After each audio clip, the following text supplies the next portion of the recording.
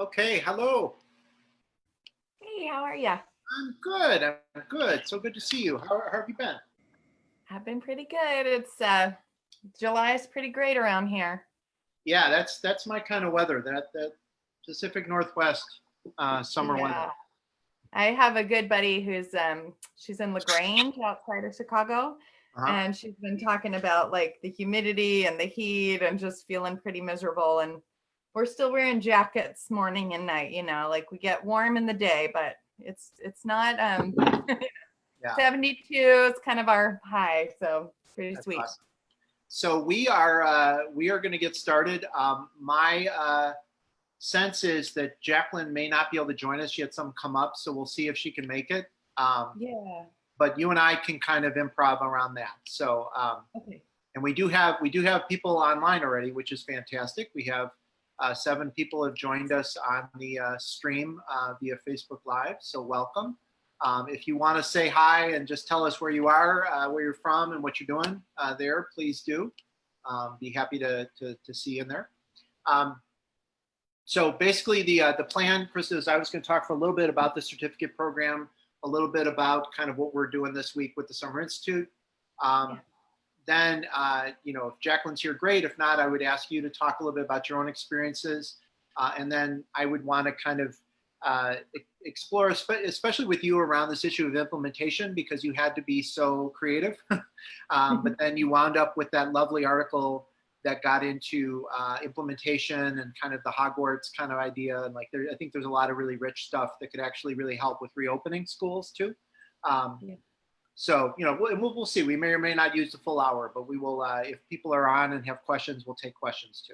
Okay? Sounds great. And I won't be able to see the questions, right? Because I'm on Zoom. So Right. Yeah, I will. okay. I will field questions if they come in. So Great. last time there were some last time, but it's a bit of a dice roll if people decide to put questions in or if they just want to listen. Um, so speaking of, hello everybody. Welcome to the second of our 4 schoolsocialwork.net Facebook Live events. My name is Michael Kelly. I'm a professor at Loyola Chicago School of Social Work. I am joined today by Krista Sodt, and she is a just graduated School of Mental Health Advanced Program certificate student. She'll say a little bit more about herself and her background, but I'm really excited to have her. I was hoping to have her dyad buddy, Jacqueline Williams, be with us today, and she's had something come up. So she may or may not be able to join us, but in the meantime, we'll make good stuff happen. The goals of this kind of get together is to build on things we've already had going in a variety of other different media we've been doing. Those of you who are listening will probably know a little bit about this, but I should do a little bit of an intro about me and what I've been up to with online stuff. I have been, as I said, a professor at Loyola. I've been a school social worker myself for 14 years in practice. Got my PhD along the way and then started teaching at Loyola.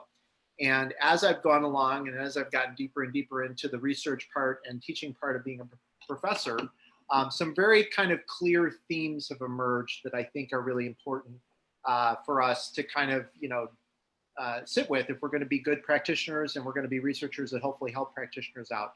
So I'm just going to go through a few of those in a brief share screen thing so that people have a feel for that. Then I am going to give over to Krista a little bit to talk about her own background and kind of what she was interested in doing our program, and then kind of what's happened since. So the first thing that I think is really important as I do a share screen with you all is this is a program that is completely driven by practitioner voice through the form of the research I've done, asking practitioners to tell us what they do, why they do it, what they think is in their way. We also know that a huge part of what we're all living in right now in this pandemic time and this time of a Black Lives Matter uprising and all the other things that are happening in our country right now is we do really have the need to get to some state of, I won't necessarily impose serenity on everybody because I don't know everybody gets the serenity, but at least some sense of calm, some ability to step back from it. All of us on today are people who likely ended their school year at some point in the last month or two after having been on a lockdown for schools, where schools were done virtually for a set amount of time. All of us are, and myself included in the higher ed context, are all in the midst of deciding what and how we reopen, what that looks like. And actually, before I go any further, Krista, that'd be a good way to maybe introduce you a little more. If you could say a little bit more about yourself, and then maybe what you know about your own district's reopening plans. Sure. Yeah. My name's Krista Sodt. I finished up my third year at a small elementary school in a district outside of Seattle. We have 3 elementary schools of about 350 kids in each one. And I went to University of Washington for my MSW, but I was looking around for something when I got hired that would really just improve my confidence and help me translate what I had learned. I think UW gave me a really good overview of kind of social justice issues and unpacking kind of the structure of society. But a lot of what I was trying to do, it was difficult to translate into a school. And I just really wanted to come in and feel more confident with what I knew how to do to help my building. And I don't even know how I found the Loyola program. I guess luck. I don't know. We're glad it found you. What's that? We're glad it found you. Yeah, it worked out. And so as far as our reopening, we were one of the earliest states. We got our first case. We closed very early. We were closed a couple weeks, I think, before you were in Illinois. And so our governor, the last we heard, said that everybody's expected to go back in person in the fall. But we're still in phase 2 of a phase 4 reopening, and our numbers locally are going up again. So they're going to be, I'm sure they're looking at it. But right now what we have is a hybrid model. AM, PM, half the kids come in the morning, half the kids come in the afternoon. Teachers are there all day though. And so there's a lot in our state, a lot of talk about unions wanting to strike and say that that's not appropriate for the staff. So we're all just kind of making plans. It's really hard to plan anything more than, I feel like, a day in advance, because it just keeps changing. So it looked different when we started the hybrid planning versus how it looks now. Right. But, yeah, it's interesting. And before we get into a little more stuff on the SNAP, it is interesting to think about how districts and the states, and then obviously the kind of just out there federal response of just reopen no matter what, and then some of that nonsense that's being said. There's just this growing awareness that I'm seeing on Twitter, and I'm seeing from just talking to practitioners and looking at my own kids' districts, that it's one thing to say we need kids back. It's one thing to say kids need to be back, and both of those things I think are really arguably true, right? But once you start really talking about putting a bunch of adults into a setting where, with the high rates still of infection and the stuff we know from other countries that have tried to reopen, like one of the best tweets I saw, Krista, from a public health person actually in Scotland, which has actually gotten its numbers very low and has really handled their business very well, much better than England, just directly south of them. But one of the things that she said that I thought was really persuasive is, when you look at the American context and you look at some of the other countries that are talking fall reopening, no other country that's reopened already, whether it's Israel, Denmark, France, Finland, we name a bunch of them, has reopened their schools with the high rate of cases and infections that we have. Just none of them have. Like you can't argue that factually. The other piece is, you get a little deeper into the weeds of those countries. They just have a lot more going on in terms of social welfare programs. They have better healthcare for the average person, right? I mean, we have really good healthcare for people that can afford it here, but you could make a case that some of the countries in Europe were able to handle this better because they were just healthier. Like there's just a lot of things that like Americans don't do as well around this kind of issue, beyond you get into the politics and people fighting over wearing masks and all that kind of stuff. We're just not as prepared for a lot of reasons, right? So, but it is interesting because your state, I think, in some ways, by saying they want to be online or in person, yet having not made it further in a phase, that's a really interesting, I don't know, feels like kind of both sides of your mouth kind of thing.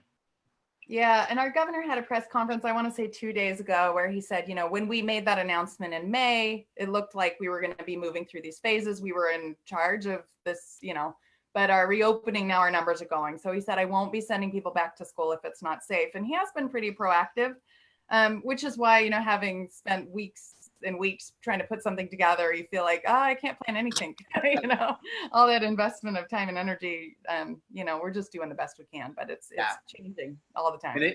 And it is a very day-to-day, and I think that's good. If people are on Facebook Live and want to offer thoughts about that and what your own realities look like where you are, one of the things I do want to say, and then I will talk more about the certificate itself, is we are hosting an event that starts tomorrow and Friday that is virtual, as everything is these days right now, and is a core component of the certificate program. You and your colleagues came last summer. It was great to see you and your family in Chicago in July.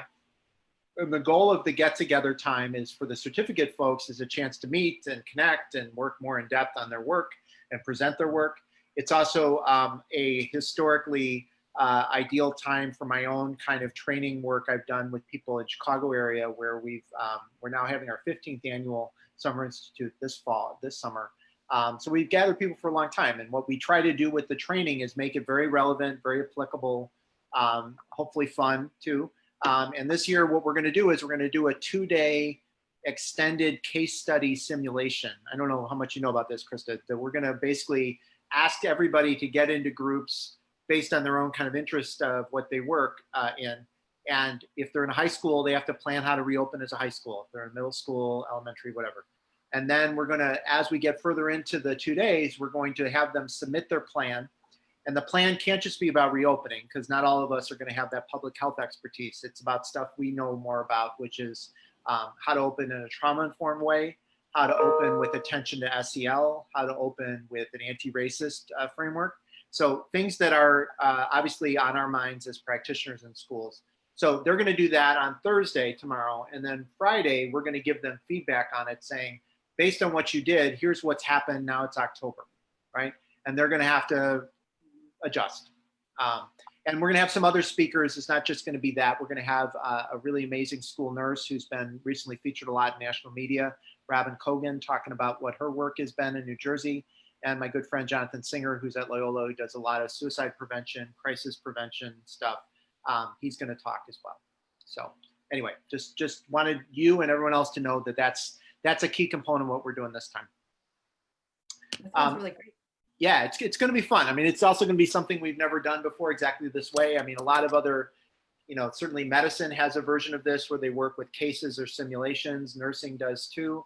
I know a lot of business schools do like case study approaches, but it's still a pretty new thing in social work. So, fingers crossed. Yeah, cutting edge. Yeah. So, just quickly for everybody listening today, we designed this program that Krista just graduated from to try to get at what we think are some of the main problems that are out there. And Krista got at it a little bit in her own lens with what she did or didn't learn in her program and what she wanted to know more about. I'll talk a little bit about the technology. We're using some of that technology right now as I talk. We'll talk a little bit about the model, and then I will come out of that and I'll ask Krista to talk about her own work, and also, and even if Jacqueline's not with us today, what she learned from Jacqueline about her work. She's done some really innovative things for kids with autism and things like that. All right. So the problem, and this is the bummer slide that I've been using for several years now, but it's getting better, is we know that when people are in schools as social workers or school psychs or school counselors, or however you get there, that most of us want to be involved, like we're all going to have to be involved this fall. And how do we help schools do things at a tier 1 or prevention level, right? Universal level. How do we make sure that the schools are safe? How do we make sure that kids are not bullying each other? How do we make sure that kids are, you can come up with a lot of different ways to look at that. What we also know is that a lot of our research has shown that people do not say they're consistently able to do that.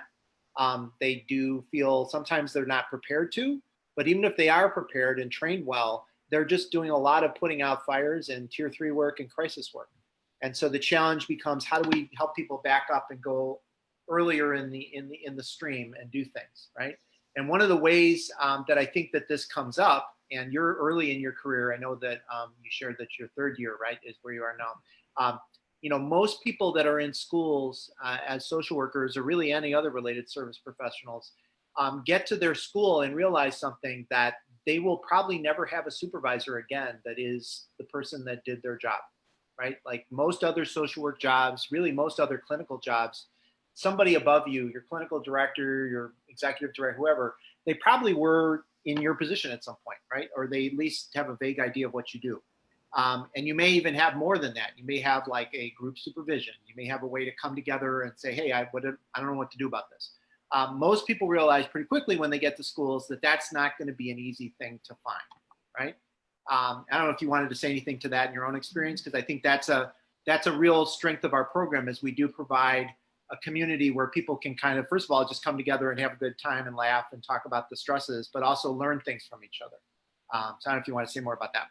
Yeah, I mean, I think that you hit the nail on the head with like what was most important and most helpful for me from the whole. I mean, there's so many things. I feel like a evangelical person sometimes when I talk about this program. It's gonna have a little infomercial. We'll apologize in advance, you know.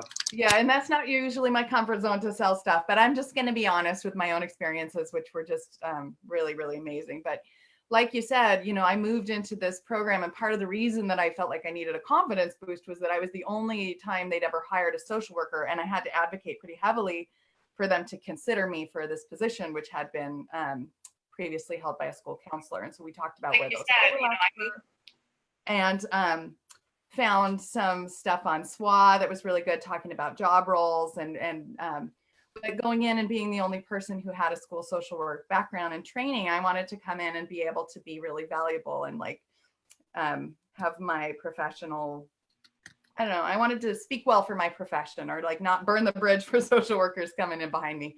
But I didn't have any supervision that knew what a social worker is or does. And I didn't have any people in my district who really felt like my people that I could kind of circle up with and learn from and improve my lens and my practice.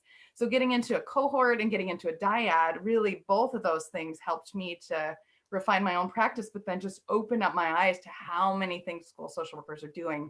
I learned so much from my cohort. Like I just, unbelievable, lucky to be able to have them. Well, why don't you, I mean, and this is part of what I asked you on for, and, you know, Jacqueline too, if she was able to join us, talk a little bit about Jacqueline's work. I mean, and I can give a little bio of her. She works in Illinois. She works as part of a cooperative that does special ed services directed towards often kids with really high developmental special ed needs. She's got a real expertise in autism.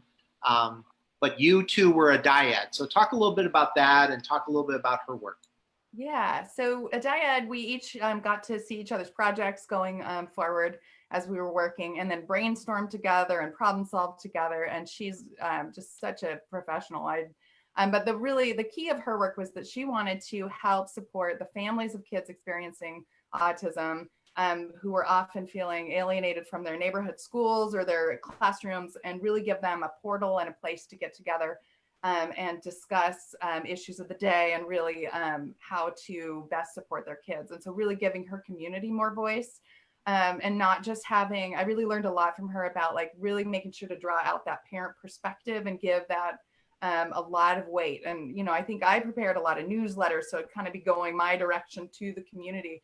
But I think I really got inspired by her to be more bi-directional in that communication and look for opportunities to include parent voice in more ways. And she's like way up there, like she's aspirational for me because she created a portal and she really built a beautiful system to make that happen. And I'm not there yet, but aspirational is good too. Yeah. Well, but isn't that, I think that's one of the things that, you know, when I showed that slide and I talked about what kind of is in our way, one of the things that I think we try to do with this thing, and we're trying to do with the other tools, the School Social Work Network and the .NET site, is we're trying to give exemplars, right? We're trying to show what's possible, but also show that, you know, we're also mere mortals, right? Like it isn't that someone has to have a ton of extra experience. It's mostly they just have to get in and start doing it, and then hopefully find other people to help them do it. Yeah. And Jacqueline's a great example of that. I mean, obviously she has a ton of expertise, but she also has just put herself in a position where she said, I really want to learn how to reach parents of kids who have either high functioning autism or more kind of severe communication levels of autism. And I want to be effective with them. And, you know, again, like it's pretty obvious once you get into that population that you can only do so much if you just work with the kid alone, right? Like you have to, you know, and those parents are, you know, even pre-pandemic, they are very very stressed out people often, right? Because they're dealing with kids that are really complicated and confusing. And they love them. They're kids, right? But they also aren't sure what to do with them a lot of the time. Yeah.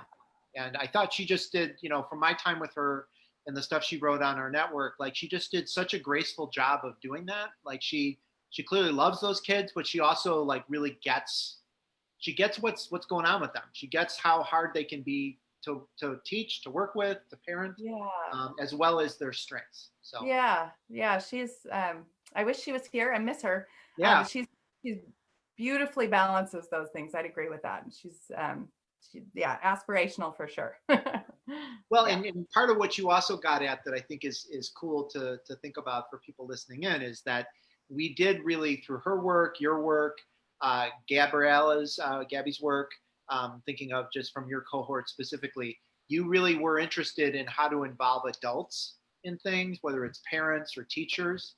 And I think that's another, if I go back to that slide, which I won't right now, I'll just could talk to you, but if I go back to that slide, the other thing that I think is in our way is we're often expected to do a very narrow kind of caseload type of work, which, we're always going to have because kids have needs and kids have, special ed needs specifically often, but we're often missing the ability to work with the parents or work with the teachers.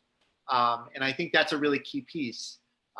So that I want to segue into your project for a minute, if you wouldn't mind, just to tell the group a little bit about kind of what your project started as and what it turned into, and maybe a little bit about that article you wrote. Sure. Yeah. I think, part of what the program did for me is I was kind of looking at my little world, just like down and just get the thing done, and we talked a lot about this crisis of like just getting stuck in responding to the thing coming next down the pipeline. But when I took a step back and I looked at my own school, the project I decided to work on was kind of building the capacity for teachers and staff members to have evidence-informed practices that they use when issues arise, and things that they kind of build their capacity so that the crisis isn't always coming my way, and to be kind of a coach and to start to shift one of our teams that we had that was already meeting. It was just kind of like a pipeline to special ed team, like, oh, yep, we're really concerned. And, they had been making improvements and it wasn't all, dire, and I don't want to throw it all under the bus, but there was room for improvement that I saw, which was really trying to track individually and make sure that we're not just drawing on our gut and saying, oh, let's do this for this kid, but that we're drawing on the best evidence-informed practice. And then we're building the capacity, because if we have one kid coming to us with this behavioral problem, there's probably some other kids that are going to have that same thing come up. And let's think about how we can prevent that, or what our programs are that can build the capacity, so it's not just one by one like whack-a-mole trying to take care of issues. So I started to build kind of a team approach where we'd start to gather our evidence and have some kind of a library of evidence-informed practices and some meeting norms and some ways that kind of pushed some of the responsibility back onto teachers and other staff members to do the actual interventions. But with the hope that I could provide some coaching and support for that. And as I went through the program, I learned more and more about different interventions that I could be coaching and supporting with, some really great models and things that are already going on out there to kind of help do that. And so I was about a year into kind of gathering meeting norms and minutes and ways of tracking and getting some data when, certain things just kind of blow up in schools. We had a bunch of staffing cuts, so I had worked really hard and was really proud of like getting my stakeholders to buy in and really have this team that was starting to work really well together and have this vision. And about almost all of them got different jobs or left and didn't get replaced. And so that was really hard. And my own building, like we had a school building that got torn down on the last day of school. As soon as the kids left, they tore it down. That was amazing. You were kind of the all-timer for like transitions, I think. It was just like, it was so crazy. And so then the next year, the school building opened late by, this was the beginning of this 1920 school year, opened late by a week. And so nothing was moved in, nothing was finished. And it was just kind of a really big transition year. So I was like, okay, no, I'm good. I'm going to keep going with this project. But it was losing a little bit of steam. And so I started to kind of think about things that I could do that I could be a little more self-sufficient or a little more in charge of. In addition, I was kind of running that still, but I think for me with Loyola, it's hard to describe, but I think what happened is that my lens really, really shifted through the work that I did with Loyola. And I started thinking about ways that I am a leader in my school, and I can just take a stand and say, here, I know these things. I am an expert in this way. And so I wrote a big proposal to totally revamp our tier 1 intervention system for the whole school. And I designed it thinking, well, it was strike when the iron's hot. We've got a brand new school. We can really just decide that what we used to do is, let's move beyond that. And so I designed like a house system where kids would belong to houses that were multi-age and would be connected to teachers from multi-age and all the staff members. And it's kind of like you said, like a Hogwarts type system where kids would be sorted into different houses, but I connected it to regional things that were kind of like birds that live near our school. And so I worked with our specialist teachers, our music and art and library and PE teachers to think of ways that we could include art and music and storytelling and movement. And also then with me with our social emotional learning targets to kind of make this beautiful way of connecting everybody. So I launched that with a 3-year vision, which I had created through having done my other project. Like I made a timeline, I collected stakeholders, I made a logic model, which I've never done in my life before that project. And really started what I felt like was like a beautiful launch. People were super excited. I got a lot of buy-in. And then, March happened. So January, we got the kind of a launch. I met with all my stakeholders. Everybody was super excited. And we were supposed to meet in March to plan for the 2020 rollout. And, that was different because March happened and we all got to be Zoom experts, which I already was from Loyola. So true. We're very Zoom, right? Yeah, I already knew how to do that. So it's right now, the last I talked to my principal, he was still really excited about it. And he apologized for like not putting any energy toward it. And I was like, nobody's got any energy for taking on any project, but it's still percolating and it's still in process. And I am starting to think about ways that we can convert it from an in-person model to a distance model that holds those parts that I care about. Because I think there's more opportunity than ever for kids to want to connect and belong. But I'm still working on it. I'm not sure what it's going to look like yet. Right. Yeah. Well, but what I heard in your description of kind of that, path you took and kind of what you took from the first year to the second year, I heard a lot about kind of what you learned about implementation and also what you learned about how to roll with, challenges. And I know you've written about that as well. So I don't know if you wanted to say anything about that too. Yeah, I mean, it just takes a lot. I think what I learned a lot is that stakeholders, you can't underestimate the value of working with the people in your building because you're not going to be able to do your dreams without the people wanting it to happen, the leadership wanting it to happen. And you can't make them want to do that unless you have a sense of their perspective. And also if you're grounded in those evidence pieces, you can see what the problems are and you can talk about why this is something that would help. And I don't think I would have, I think I would have had this Hogwarts idea, but I really don't think I would have known how to make it into something that other people could be excited about without having learned those pieces, that implementation piece, and how to break it down, and also how to be more patient with what the timeline looks like. I think I get excited and I want to be able to let's fix it right now, let's do it all right now. Right. But take a real nice 3-year lens on these projects. Are going to take time. You roll it out, you iterate, you learn, you connect, and you build, and so I think the flexibility really that I worked on was when my first stakeholders kind of moseyed on off, what are the pieces that are left and how can I leverage those to the best use? And then sometimes, what do I need to let go of? It's just not reasonable for all of it to be happening with half the staff. I mean, that's just not going to work. So right. Yeah, I think that kind of lens that you're describing, I think that I hear that again and again with people that we've had come through the program, because the group that's going to self-select, even think of doing this, is going to have some moxie, some energy, have some, honestly, some idealism. I mean, if there's some things in your way to do prevention work, one of the ways that you push through that is you say, well, I'm going to make this happen, right? Like, I think it's important. And, again and again, the 4 cohorts we've had so far and the 5th cohort we're hoping to have this fall, like what we see again and again is that's a lot of who comes forward, is people that are kind of, they may work behind the scenes more than in front, but they batten down the hatches, they get the work done, they're doing, they back in school, they would have been the one doing all the group project work, that's who we are.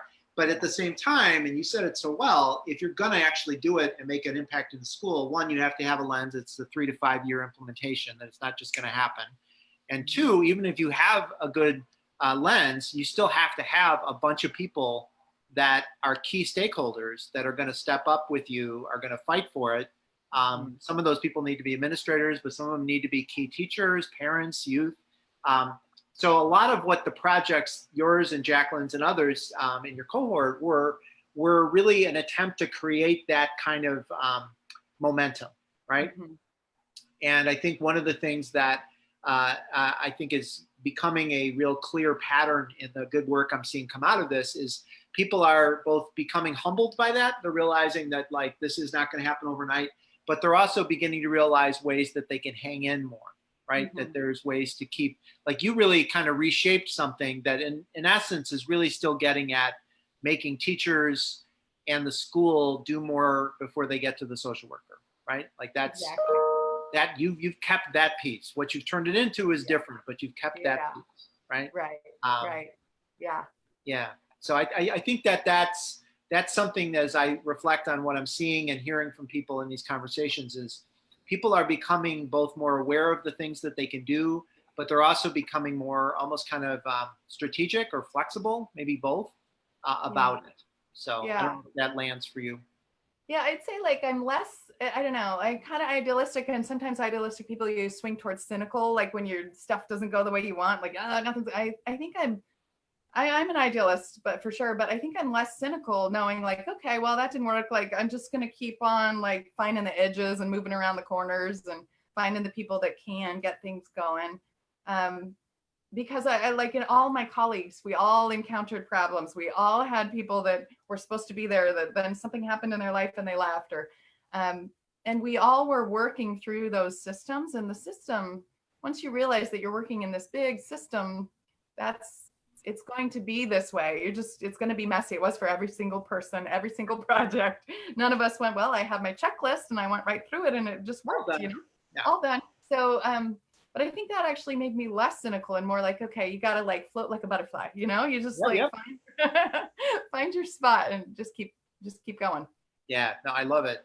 So let us turn for a minute. I'm going to talk, I won't pull up the slides per se, but I will talk a little bit about what the kind of guts of the program are, because we've been talking about different pieces of it, and we have about 12 to 15 people on at any given time. So definitely people are listening in, and more people will get it later on our page. So one of the things about the program itself, just to say out loud, is it's 2 years, it's 15 credits. That allows you, in a lot of schools that have teacher contracts that you're on, to move over a salary lane. Big thumbs up from Krista, big thumbs up for me when I did something to move along.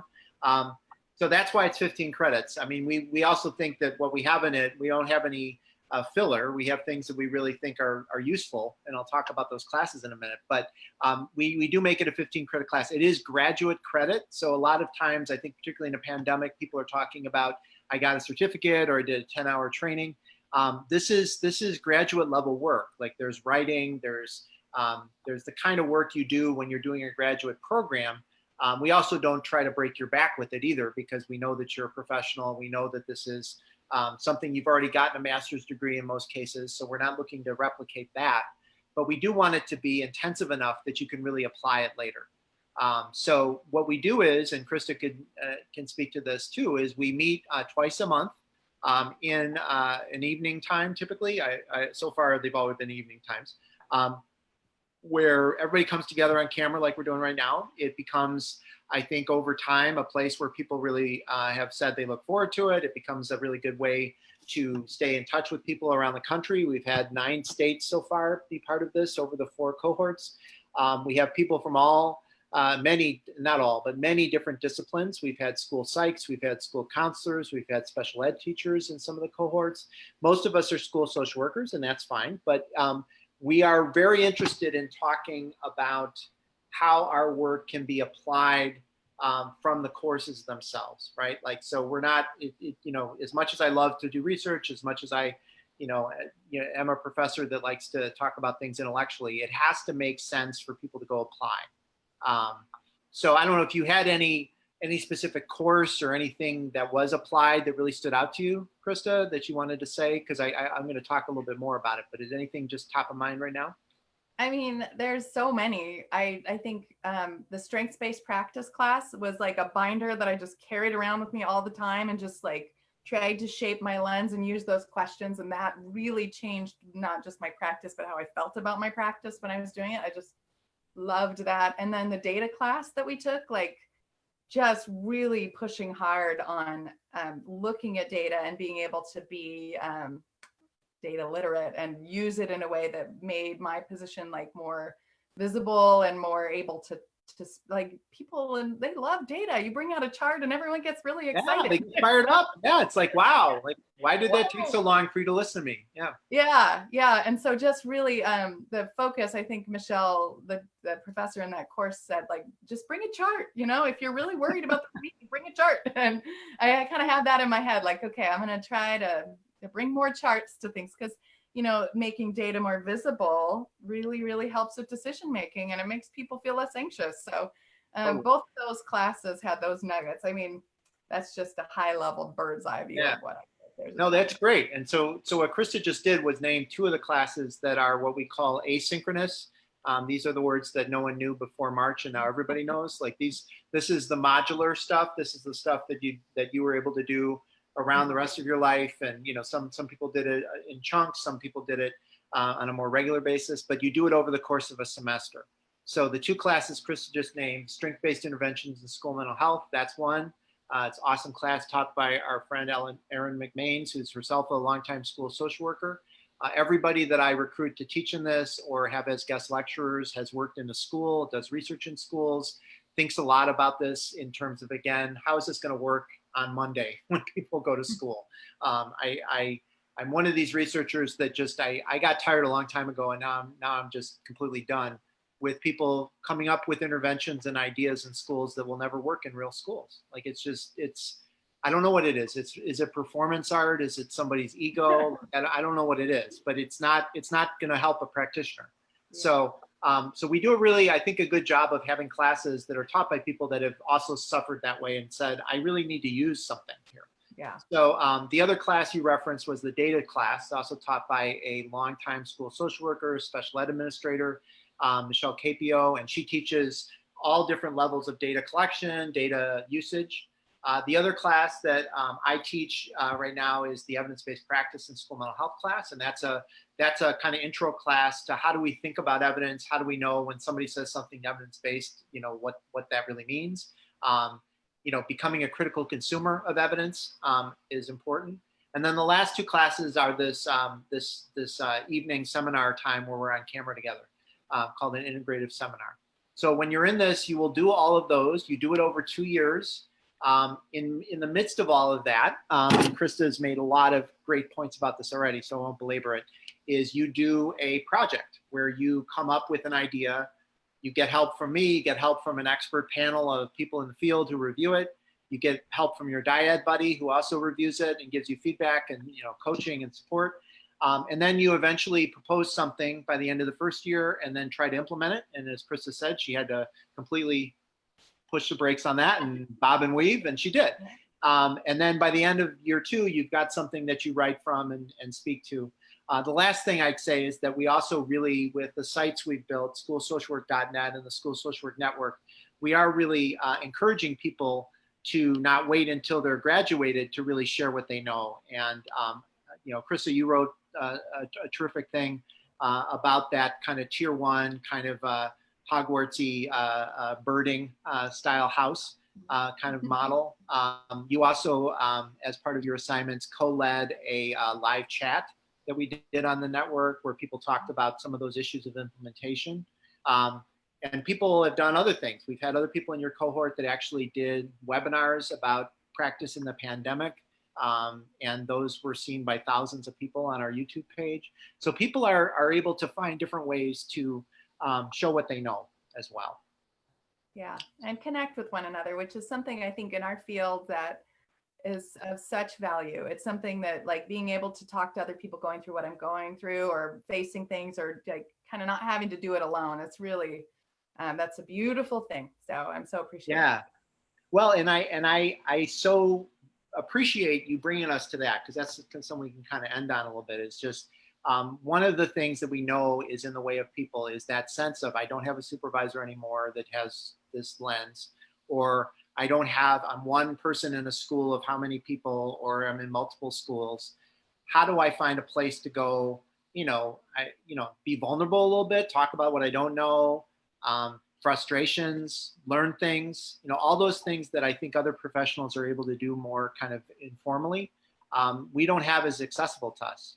And so I think what we've really tried to do is create a cohort model that allows that to start to happen. So all the people that you knew that you'll graduate with on Friday this week, you've gotten to know. And, we only get together once in person officially, but I'll never forget just that day where everybody was walking in. And it was, I don't watch that much reality TV, but the times I've watched reality TV, it had this kind of like reunion feel, didn't it? I mean, it was like people It are feels like you're meeting movie stars, because no, really, it was like the red carpet or something. People were hugging each other, and they'd never seen each other before in person, but they had gotten to know each other in this other way. And, and then they did great work for 3 days together, and then they've, kept in touch via the Zoom interface we're using now. But it was very, it was a very kind of illuminating thing to me, designing the program, because I always knew we would have an in-person component, and honestly, because we want to be a national program, and we don't expect you to kind of keep coming to Chicago, we can only do it so much. But that was a really vital piece, I think, for us. And certainly, even this cohort that's in right now that has to be virtual, we will do something in person at some point when it's safe to do so. Well, and it was so family friendly. I think that really, like, acknowledging the context of people's lives is one of the strengths of the program. I think, like, sometimes when I've been involved with university or other things, like it doesn't always honor the fact that we have kids and we have jobs and we have all this stuff going on, but we got together and we got our families together and we got to see each other as people. And it was wonderful. My kids loved it, and my son loved talking to you. I had such a great time. We all sat together with you and your husband and your kids, and we had a good time talking at the pizza place. So that was really fun. Really fun. Yeah. Well, so we will continue that, I hope, in terms of having you and all the graduates be part of our network going forward.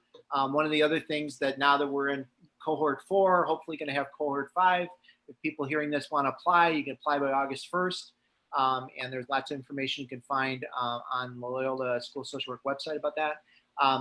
But one of the things I'm really eager to do once we get enough cohorts like this is to have all of you be able to come back as guest lecturers. And if we build the program up enough, who knows, we could have you all be instructors as well. And this cohort that you were part of, Krista, was such a wonderful group of people. Like, it was just, very funny, very obviously really passionate about the work, and really different too. Like, I mean, the example I always think of, we did the Facebook Live with them last week, was Tanya and Dory. So, Tanya and Dory, they're both just like, forces of nature, amazing women. But Tanya's in the 5th biggest district in the country, Nevada. Dory's in a very small district in northern Wisconsin, and they both did really groundbreaking work in their districts. And they found common ground with each other. I mean, and they really, their districts couldn't be more different. And Dory's a school psych and Tanya's a school social worker. So, like, that's the kind of connections that I've been seeing happen in our program, which has been cool. So yeah, I can't recommend it highly enough. If there's anybody who has questions about it, like, I feel like it's made more difference to me professionally than my MSW did, I think, like, personally, and how I feel about my workplace. And and my lens shift, I just really value what I learned, and I know it's going to be it's just a really beautiful, life-changing thing, and the relationship piece and all of it has just been wonderful. So without gushing too much, if anyone has questions or wants perspective from somebody who did it while having 2 kids and working full time and all that stuff, happy to talk more, but I couldn't recommend it more highly. Awesome. Well, Krista, thank you so much for that very unsolicited final endorsement. That was lovely. And you know, to Krista's point, I am going to make available all of these recordings on our Facebook page. And with what you just said, I will also make it possible for people to reach out to you via the School Social Work Network, and you know, to be able to reach out to you and find out a little bit more about what you think about it when you're not on camera. Yeah. So. Well, thank you. Are you going to be able to join us on Friday? Are you able to be on? Okay, awesome. Yeah. So I'm going to be the first to tell you, or you're going to be the first to know. I'm going to be first time I'm saying it out loud. But I'm going to ask everybody. I'm going to send out an email tonight or first thing tomorrow. If you have a cap and gown or any kind of graduation stuff you want to wear, even if you just want to wear the hat, we're going to do some of that. So if you wanted to wear something, we're gonna make it fun. It's not going to be walking through a big gymnasium, but it'll, you know, we're going to make it an event. So, right. I knew I held on to that for some reason. Yeah, exactly. You got to use it. Like, I mean, I get to use it once a year because I have to use it, but like no one else uses theirs. So, yeah. So stay tuned on that. And Krista, thank you. And everybody that joined us, thank you for being with us. We'll be back again next Wednesday with more stuff, current students, other things, all this stuff we're dealing with as a country. See you later. Bye. Bye.